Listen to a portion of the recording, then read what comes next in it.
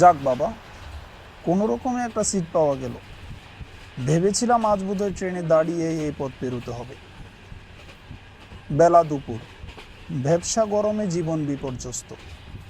অপ্রয়োজনে বাড়ি থেকে বেরোনোর প্রশ্নই আসে না। যাচ্ছি উদয়পুর। সেখানে একটা স্টেশনে চাকরি হয়েছে, টিকিট ক্লার্ক পোস্টে। হেড অফিস থেকে ফোন এসেছে, কাল সকালেই জয়েনিং। কি আর করা, নিতান্ত বাধ্য হয়ে এই বেলায় ট্রেনে উঠতে হলো। ভেবেছিলাম রাতের বেলা ঠান্ডা হাওয়া খেতে খেতে যাব, কিন্তু সে আর কপালে ধরল না। ইন্টারনেট ঘেঁটে দেখি রাতের বেলা উদয়পুরগামী কোনো ট্রেন নেই। এই ভর দুপুরে একটা এক্সপ্রেস ট্রেন আছে, সেটাতেই উঠে পড়লাম। ঠিকঠাক মতো চললে সন্ধ্যা 7টা নাগাদ উদয়পুর গিয়ে পৌঁছব। ফাঁকা প্রান্তর আর মাঠঘাট ফেলে ছুটে চলেছে ট্রেন। গোটা কক্ষে আমি আর একজন লোক ছাড়া আর কেউই নেই। লোকটা আমার সামনাসামনি মুখের সামনে একটা পেপার তুলে বসে আছে। অপরিচিত লোকের সাথে সেদে কথা বলার ইচ্ছে আমার কখনোই ছিল না। ভদ্রলোক তার মুখের সামনে থেকে পেপারটা নামাতেই বেশ অবাক হলাম। ভদ্রলোকের মুখটা বেশ পরিচিত মনে হচ্ছে। তার পরিচয়টা মগজে আসছে আর যাচ্ছে। এতক্ষণে মনে পড়েছে, এ যে আমাদের এলাকার বড় ভাই সুনীল দাদা। আরে সুনীল দাদা, যে তুমি এখানে? অনেক যে, কতদিন পর তোর সাথে দেখা। তা কেমন আছিস তুই? এই তো চলছে বেশ। তা তুমি কেমন আছো? এই তো চলে যাচ্ছি। তা জব টব কিছু করছিস নাকি? হ্যাঁ দাদা, কোনো রকমে একটা চাকরি জুটেছে। উদয়পুর স্টেশনের টিকিট ক্লার্ক।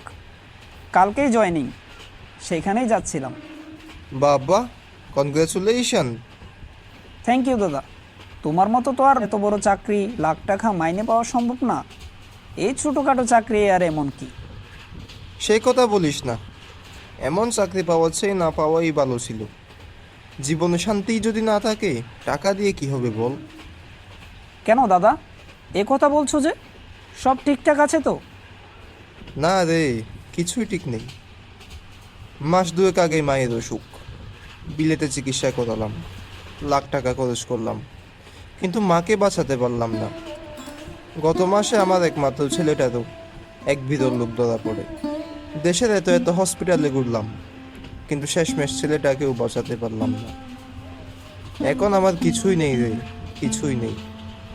কি বলছো দাদা, কিভাবে হলো এসব? হ্যাঁ, সবই আমার কর্মফল। অসৎ পথে উপার্জিত টাকা বেশি দিন থাকে না। আমার সাজানো গুছানো সংসারটা তছনছ হয়ে গেল। আচ্ছা সুনীল দা, তুমি ভেঙে পড়ো না। উপরওয়ালা যা করেন মঙ্গলের জন্যই করেন। তুমি নতুনভাবে শুরু করো। ছোটোখাটো একটা ব্যবসা শুরু করেছি, দেখি কপালে কি আছে।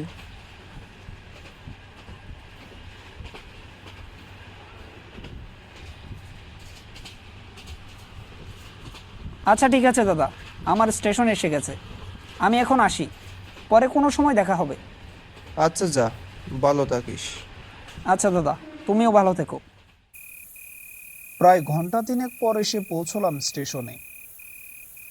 শেওলা ধরা পুরাতন ফলকে বড় বড় অক্ষরে লেখা উদয়পুর স্টেশন। রাত প্রায় 8টা বাজে। জনমানবহীন শুনশান স্টেশন। ঝিঝি পোকার ডাক ছাড়া আর কোনো শব্দই কানে আসছে না। একটা মানুষেরও দেখা নেই। ভুল করে অন্য কোথাও নেমে পড়েছি নাকি? ট্রেন চলে গেলে কিছুক্ষণ ফেল ফেল করে চারদিকে দেখতে থাকলাম। মানুষজন নেই, জনবসতি নেই। এ কেমন জায়গা? হঠাৎ চোখে পড়ল একটা লোক স্টেশনের ওয়েটিং সিটে চাদর মুড়ি দিয়ে বসে আছে। কোনো যাত্রী নামেনি আমি ছাড়া। টিকিট নেয়ার জন্য কেউ নেই মনে হলো। প্ল্যাটফর্মে আস্তে আস্তে হেঁটে স্টেশনের দিকে এগিয়ে গেলাম। বলা বাহুল্য, খুব হতাশ হয়ে গেছি। এমন একটা অখাদ্য নির্জন স্টেশনে আমাকে থাকতে হবে ভাবতেই পারিনি। চারদিকে ধুধু রুক্ষ মাঠ, দূরে একটা বড় গাছ, আর এদিকে ওদিকে ছোটখাটো পাহাড়। পাহাড় না বলে অবশ্য টিলা বলা যায়। রেল লাইনটা এই মাঠ পেরিয়ে দিগন্তে গিয়ে মিশেছে। কেমন একটা শূন্যতা খা খা করছে চারপাশে। লোকটিকে দেখে একটু মনে সাহস সঞ্চার হলো। তার কাছে গিয়ে বললাম, আচ্ছা, স্টেশন মাস্টার বিমল রায় কি আছেন, নাকি কোয়ার্টারে চলে গেছেন? চলে যাবেন কেন? তিনি তার রুমেই আছেন। আপনি কোথা থেকে এসেছেন? আগে কলকাতা থেকে। আমি এই স্টেশনের নতুন টিকিট ক্লার্ক। অমনি ভদ্রলোক একটু ইতস্তত হয়ে বললেন, তা আগে বলবেন তো, আমি এখানে আপনার জন্যই অপেক্ষা করছি। বিমলবাবু বলেছেন আপনাকে কোয়ার্টারে নিয়ে যেতে।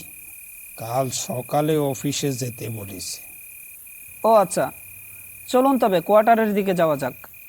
আচ্ছা বাবু, চলেন। লোকটিকে নিয়ে কোয়ার্টারের উদ্দেশ্যে চললাম। প্রতিমধ্যে জিজ্ঞেস করলাম, আচ্ছা, এই স্টেশনে নেমে তেমন তো কোনো মানুষ চোখে পড়লো না, কেন বলুন তো? পাড়াগাঁয়ের স্টেশন, তেমন কোনো যাত্রী থাকে না। মাঝে মধ্যে দু একটা মালগাড়ি আর কয়েকটা এক্সপ্রেস ট্রেন আসে। ও, তা আপনার পরিচয়টাই তো জানা হলো না। আমি বিষ্ণু কাপালিক, এই স্টেশনের ক্লিনার পদে আছি। আচ্ছা, মোট কতজন আছেন আপনারা? আমি আর স্টেশন মাস্টার বিমলবাবু ছাড়া আর কেউ নেই। আপনি যুক্ত হলেন আজ থেকে। ও আচ্ছা। লোকটা একটু বাচাল স্বভাবের। গোটা রাস্তা হাবিজাবি গল্প বলতে বলতে কান ঝালাপালা করে দিয়েছে। এসব শুনতে শুনতে কোয়ার্টারের সামনে এসে দাঁড়ালাম। দুতলা দালানে শেওলার আস্তরণ জমেছে। সরকারি কোয়ার্টার। ভেবেছিলাম হয়তো জরাজীর্ণ কোনো দালান হবে। না, স্টেশনটা যেমন তেমন, তবে কোয়ার্টারটা মোটামুটি ঠিকই আছে। লোকটার সাথে কোয়ার্টারে প্রবেশ করলাম। দেখলাম মোটামুটি গোছানো একটা ছোটখাটো রুম, একজন থাকার জন্য যথেষ্ট বলা চলে। বিছানায় এসে বসলাম। সারাদিনের ক্লান্তির পর বিছানায় এসে বসতেই গা যেন মিলিয়ে যেতে চাচ্ছে। শরীরটা বড্ড ম্যাচম্যাচ করছে। ব্যাগটা এক জায়গায় রেখে হন্তদন্ত হয়ে বিছানায় শুয়ে পড়লাম। ক্লান্ত শরীর বিছানার ছোঁয়া পেতেই ঘুমে আচ্ছন্ন হয়ে গেল। বাবু, আপনার খাবার। বাবু। ঘুম ভাঙল স্টেশনের সেই লোকটি, অর্থাৎ বিষ্ণুবাবুর ডাকে। উফ বাবা, জ্বালিয়ে মারলো দেখছি। একটু শান্তিতে ঘুমোতেও দেবে না দেখছি। সে কখন থেকে কর্কশ গলায় ডেকে চলেছে। বিরক্ত হয়ে বললাম, দাঁড়ান, আসছি। এই যে বাবু, আপনার খাবার। কি দরকার ছিল এত রাতে খাবার আনার বলুন তো? আমি তো এমনিতেই ঘুমিয়ে পড়েছিলাম। তা কি করে হয় বাবু? আজ আপনার চাকরির প্রথম দিন। এমনিতেও রাতের বেলা উপোস করা ভালো নয়। আচ্ছা ঠিক আছে, ওটা এদিকে দিন। খাবার দাবার শেষ করলাম মাত্র, কিন্তু খাবার পর থেকে শরীরটা কেমন যেন লাগছে। মনে হচ্ছে এক্ষুনি পড়ে যাব। শেষমেশ ধপাস করে মাটিতে পড়ে গেলাম। চোখ খুলতে নিজেকে আবিষ্কার করলাম ঝোপঝাড় মতো স্যাঁতসেঁতে একটা জায়গায়। রাত এখন গভীর। চারপাশে ঝিঝি পোকার আওয়াজ, একটু পর পর পেঁচা ও শিয়ালের ডাক পরিবেশটাকে আরো নির্জন এবং ভুতুড়ে করে তুলেছে। উঠে দাঁড়াবো এমন সময় আমার সামনে এসে দাঁড়ালো বিষ্ণু। ওর কর্কশ গলায় বলে উঠল, দাঁড়া, ওখানেই দাঁড়া, আর এক পাও এগোবি না। সে কি, আপনি তুই তুকারি করছেন কেন? ও আচ্ছা, দাঁড়ান, শুদ্ধ করে বলছি। আমি এখানে আসলাম কিভাবে, আর আপনি এখানে কি করছেন? আমি তো এখানেই থাকি, ভাবলাম আপনাকেও দিয়ে আসি। এ কেমন অভদ্রতা! কাউকে এভাবে না বলে তুলে আনাটা উচিত না।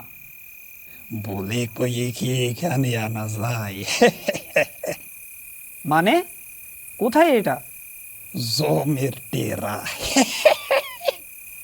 সে কখন থেকে উল্টাপাল্টা বকে যাচ্ছেন? ফাজলামো বাদ দিয়ে কে আপনি বলুন তো? দেখতে চাস আমি কে? দেখলাম ধীরে ধীরে প্রকাশ পেল তার আসল রূপ। একে মানুষ বলা যায় না। তার গলায় একটা কাটা দাগের ক্ষতচিহ্ন কালো হয়ে জমাট বেঁধেছে। তার চেহারা বিবর্ণ। তার অক্ষিকোটরে চোখের বদলে কালো গর্ত আর বিশ্রী অবস্থা দেখে বুঝতে পারলাম আমি কোনো প্রেতাত্মার খপ্পরে পড়েছি। আমাকে ছেড়ে দিন প্লিজ, দয়া করে আমাকে ছেড়ে দিন। ছেড়ে দেব? আপনি আমার কাছে কি চান? আজ থেকে 3 বছর আগে আমি এই স্টেশনে কাজ করতাম।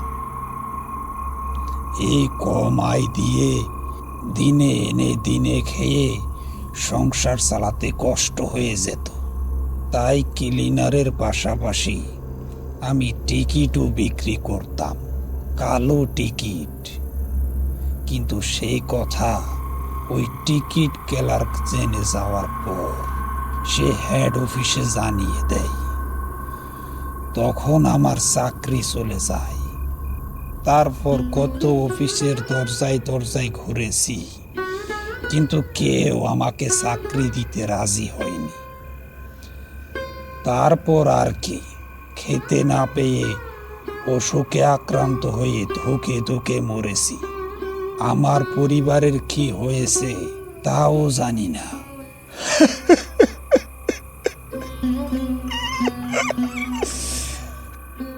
এত কিছুর পেছনে কে দায়ী জানিস? তোর বাবা। শুধু তোর বাবা দায়ী। কি বলছেন কি এসব? আমার বাবা আসলো কোত্থেকে এখানে? তোর বাবাই ছিল সেই টিকিট ক্লার্ক। তোর বাবাকে তো পাইনি, কিন্তু তোকে পেয়েছি। আজ আমার মৃত্যুর প্রতিশোধ নেব, সেই পুরনো প্রতিশোধ, যেই প্রতিশোধের আগুনে আমি আজও জ্বলছি। দেখুন, আমার বাবার তো কোনো দোষ ছিল না। আপনি কালো টিকিট বিক্রি করেছেন, সেটা অন্যায় ছিল বলেই আমার বাবা হেড অফিসে জানিয়েছিল। পেটে ক্ষুধা থাকলে ন্যায় অন্যায় বোঝা যায় না। আজ যেইভাবেই হোক তোকে আমি মারবই। বুঝতে পারছি এখান থেকে পালিয়ে যাওয়া উচিত, কিন্তু পালানোর কোনো পথ নেই। এই জঙ্গলের অচেনা অন্ধকার পথ। আর কোনো কিছু না ভেবে প্রাণপণ দৌড়তে লাগলাম। যা হবার হবে। এই প্রেতাত্মার কাছে জীবন দেওয়ার চেয়ে অন্ধকারে দৌড়ানো ঢের ভালো। অন্ধকারে কোথায় হাঁটছি কিছুই জানি না। ছুটতে ছুটতে হঠাৎ কিছু একটাই হুচুট খেয়ে পড়ে গেলাম। জ্ঞান ফিরতে নিজেকে একটা শক্ত পাতের উপর আবিষ্কার করলাম। সামনে পুলিশি হলুদ কার্ডে লেখা এন্ট্রেন্স রেস্ট্রিক্টেড। পুরো স্টেশন জুড়ে গাছ আর লতা পাতা বংশ বিস্তার করেছে। স্টেশনের পাতগুলোই মরীচিকা ধরেছে। কতদিন ধরে এই স্টেশন বন্ধ করে আছে তা বলা মুশকিল। গতকালের সেই বেঞ্চ আর স্টেশন মাস্টারের কোয়ার্টার, কিছুরই আজ অস্তিত্ব নেই। চারদিকে শূন্যতা বিরাজ করছে। গতকাল যা দেখলাম তা কি সত্যি, নাকি কোনো মায়াজাল? যে মায়াজালে বিভোর হয়েছিলাম কাল সারা দিন রাত, এটা যেন রহস্যই থেকে গেল।